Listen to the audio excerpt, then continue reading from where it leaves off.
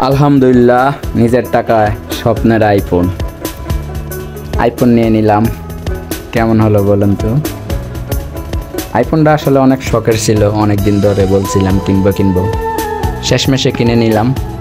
আমি প্রথম আইছি এটিএম বুথে, একটা এটিএমে ঢুকলাম, এখান থেকে কিছু টাকা উঠালাম। আমি প্রথমে পাসওয়ার্ড দিলাম, তারপর টাকার অ্যামাউন্ট দিলাম। অ্যামাউন্টের পরে ইয়েসে দিয়ে দিলাম। এখন আমার টাকা আসার অপেক্ষা আছি আমি। আপনি দেখতেছেন টাকা আসতেছে। এটিএমে একটু সময় লাগে। আমাদের টাকা রেডি, আমি নিয়ে নিলাম। এখানে আমার কিছু টাকা নিলাম। এখন আমি আর লেনদেন করব না, কাট নিয়ে নিলাম। এখন আমি চলে যেতেছি যমুনায়, টাকাগুলো গুনতেছি আর কি, গনে তারপরে যমুনা চলে যাব। আসলে অনেক দিন ধরে ভাবতেছি একটা ফোন নেব, কিন্তু ফোন কেনা হচ্ছে না। শেষমেশ আমরা যমুনা ফিউচার পার্ক চলে আসলাম। এখানে এসে ঘুরে ফিরে একটা মোবাইল পছন্দ হলো, মোবাইলটা নিয়ে নিলাম। ভিডিওটা শেষ পর্যন্ত সবাই দেখে যাবেন। আমরা সিঁড়ি দিয়ে এখন উঠবো উপরে 4 তলায় উঠে যাব।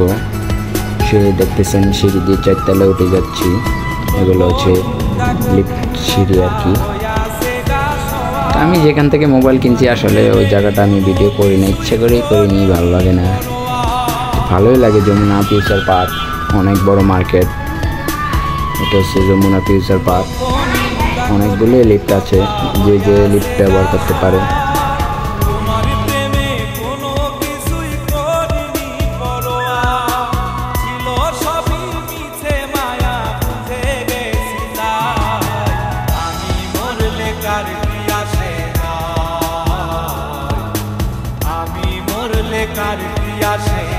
এ হলো আমার স্বপ্নের আইফোন।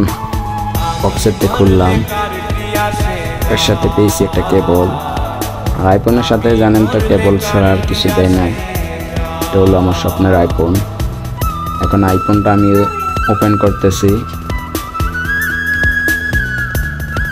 ওপেন হতে একটু সময় নিতেছে। কালারটা কার কেমন লাগে জানি না, তবে আমার এই কালারটা খুবই পছন্দ।